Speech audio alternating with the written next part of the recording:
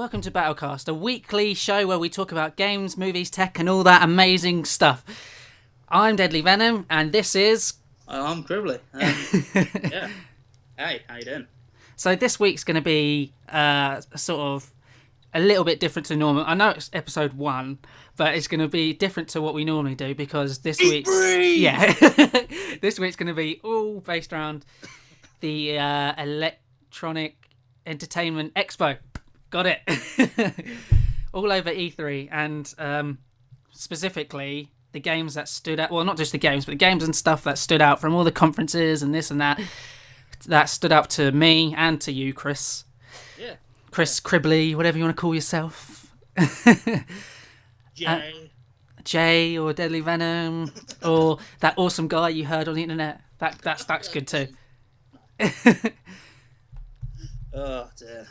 So first, I'd like, if it's okay with you, to discuss the elephant in the room, and that is Call of Duty, just so we can get it out of the way, be done.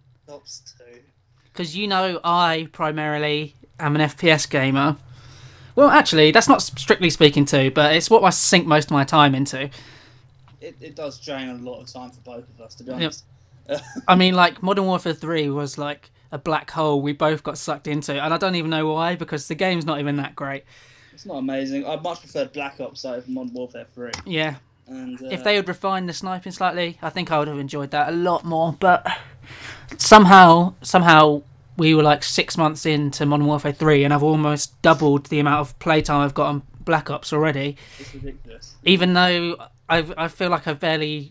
You know, it's not a very memorable thing. That's why I enjoy trying to be a bit more creative on there, because it's the only way to keep it fun. Oh yeah, you can't carry on running around with your MSR going try hard, or going around with your MP7. MP7 specialist. Hello, every guy on the internet. So this is my MP7, and this is my portable radar. Yeah, so you saw the single player campaign, right? Yeah, it looks pretty fun. I mean, the vehicles... I think the trailer made it look like a breath of fresh air for the entire sort of franchise. But then when I saw the campaign, I was like, this is just basically bog standard Call of Duty. They're all the same. But, however, I like the fact that they can just go mad and make whatever the fuck they like now. Well, they're not going too far, not going too extreme with like Halo weapons and stuff like that. They're not. However, sniper rifle that can see and shoot through walls. That's been done. There is, some real stuff like that, Heat. No, but I'm just thinking of in terms of multiplayer. Yeah, but that's going to be balanced out by the fact you're shooting through a wall. It might have that capability, but maybe you can't see what's on the other side. You'll be hitting hit markers every shot. Can you imagine if they had like the exact same thing, except you couldn't see the people, so you just had to have a guess? Every match, you go into ground war and there'd be 8 people on one team just shooting through every piece of wall they can find, trying to kill people. Messy, but it's not as effective. It won't be that effective. They'll balance it. I was gonna say, I just hope they balance it in some formal fashion. A lot better than Activision were in Infinity Ward. Yeah. Treyarch do it well. They do balance weapons. Like when Black Ops came out, the AK-74U. That's what I mean. Everyone moaned about spawn trapping, but because the game was so sort of balanced that if you could control a place, then the opponent would get stuck because they won't just spawn behind you. Because how can they? Because you've sorted out everything and tried to balance it in such a way. Unless you were talking about Nuketown, and that was just ridiculous. Oh yeah, that's not, that doesn't count. Yeah, but that's what Call of Duty is. It's about spawn trapping. Exactly. About forcing them to spawn in somewhere where you don't want them to. You got to control the entire game. But anyway. Yeah, let's stop talking about Black Ops. Black Ops 2. Well, I'm just hoping it's going to be good, and I want to just kind of leave it there because I'll end up just. It's a slippery slope on that subject. Don't want to go there. That can go horribly wrong. It's going to be amazing. They're going to have to change it up a bit. They can't. I want to see new perks. I want to see new guns. Well, you're definitely going to see new guns. Let's see new guns. I want to see new perks in the multiplayer. I want an android to land in the middle of the multiplayer map and just start shooting stuff. No, I don't want that. All right, let's move on to possibly our favourite thing from E3. Oh, Assassin's Creed 3. Yeah. I love Assassin's. Did you see the naval gameplay? It looks amazing. Everything That was about this game looks. You know how we always go on about how there's one MMO that I want to be made so badly, and it's just never going to happen because they made a Lego version instead. A pirate MMO. The thing is, I actually was Googling today, and I found out there is a Pirates of the Caribbean online game. There's a pirate RPG. Yeah, but they're terrible. It's not. Yeah, I don't know. I've never played it. When I saw the Arse Creed gameplay, the naval gameplay, I was like, I want my MMO exactly like this, basically, where you get your own ship and blah de blah de blah, and say you could have 4 people that are on your ship or something, and the other people are NPCs, and then you build up your ship and blah de blah de blah. It'd be amazing. It's gonna be. I just love the new weapons for the character. Have they announced what the character's name's called yet? Yeah, he's Connor. Connor. That doesn't sound very. Yeah, okay, whatever. I love the idea of a tomahawk. I love the actual bow and arrow, not crossbow. Yeah, me too. I think the tomahawk looks amazing. I love how they've made him sort of fluid with the land and like. Oh, what, the killing in motion? Yeah. They've really sort of like gone on, hasn't it? The way you move around now is really seamless as well. There's so much detail as well. Even just walking through thick snow and stuff, it slows you down. It's awesome. I can't wait for that. I mean, the Brotherhood was alright. It was good, but it wasn't the same as Assassin's Creed 2. The thing is, when Revelations came out, I was like, the game's gotten too easy. So I'm hoping they've ramped up the sort of difficulty level of it somewhat, because when Revelations came through, I was able to run through it so easy, like get every assassination first time and stuff, and I didn't want that.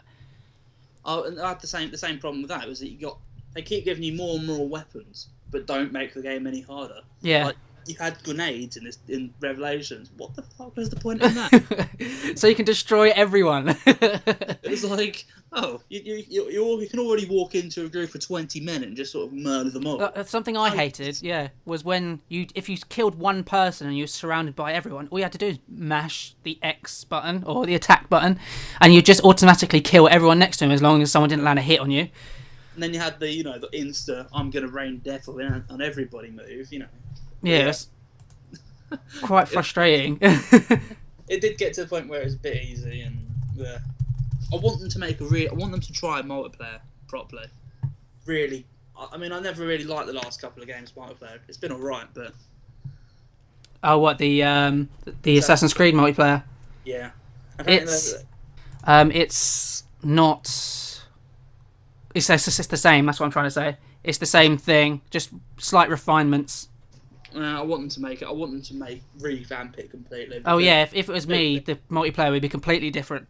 It could be amazing. Mm. But nah, not at the moment. Well, I think because the single player is so engaging, most people are just getting it for that anyway. Well, yeah, that's the only reason I'm going to buy it. Because there's every time I've bought an Assassin's Creed game, even the ones that have had multiplayer, I've never really played the multiplayer. I don't find it particularly fun. You just wander through crowds of 8 characters that all 8 different characters, and you just try and stab one of them. Yeah. Maybe I'm saying that because I'm really bad at it. But, a few good games. I had a few good games where some of the when you're getting chased, I used to just sprint around the rooftops, just pissing everyone off because they couldn't catch me. And that was what bit that annoyed me more than anything, is that you didn't have to be good at the game. The most annoying part for me is when if someone's following you around, people just go around pressing the stun button. So if anyone from the other team comes near him, just automatically stuns them. You can run to the floor and you can just run off. It does. It'll be good when it's sorted. They will fix it, I'm fairly sure. From any of the conferences, did you see any sort of non-gaming stuff that you liked? Like, because I saw, during the Xbox conference, they was like all trying to merge everything together still, but not just that. They they're trying to revamp all the different systems like entertainment, music, and all that stuff, and it doesn't really interest me. But I can understand why some people would get it, because for a lot of people, well, not for a lot of people, but for a lot of sort of really family orientated people that buy consoles, it often sits in the living room and everyone watches a film on it or plays Connect or any of that. I'm just so fucking glad that they finally got an Internet Explorer. Yeah, me too. That was something that's done my head in for so long. Do you know something that annoyed me actually? Because I've got an Xbox and you've got an Xbox and all that stuff. Obviously, the Xbox stuff's going to appeal to us more. What annoyed me is that America gets all these great sort of sports-related services, so they can watch every league game, every blah-de-blah, the F1, NBA, UFC, you name it. They should put Sky Sports on it as a free. But it doesn't translate over here. We have to have Sky. But if you don't have a Sky subscription, then you have to pay as what amounts to a Sky subscription to even access it. Yeah, I imagine some people in America will be listening right now at some point. So, hello. We have to pay for all that stuff, and you'll probably get the ESPN service is coming for free, I think, isn't it? I think they get it for free, and I think what I want, I just reckon they should do it with Sky Sports or Sky One or some of the actual more English sports channels or more European sports channels like Sky Sports. I'd like that, because as far as services go, we don't really have much. Or what's the F1 channel? Oh yeah, it's Sky Sports One. Yeah, something like that. Sky Sports F1. They should do something like that. Have each, sounds good.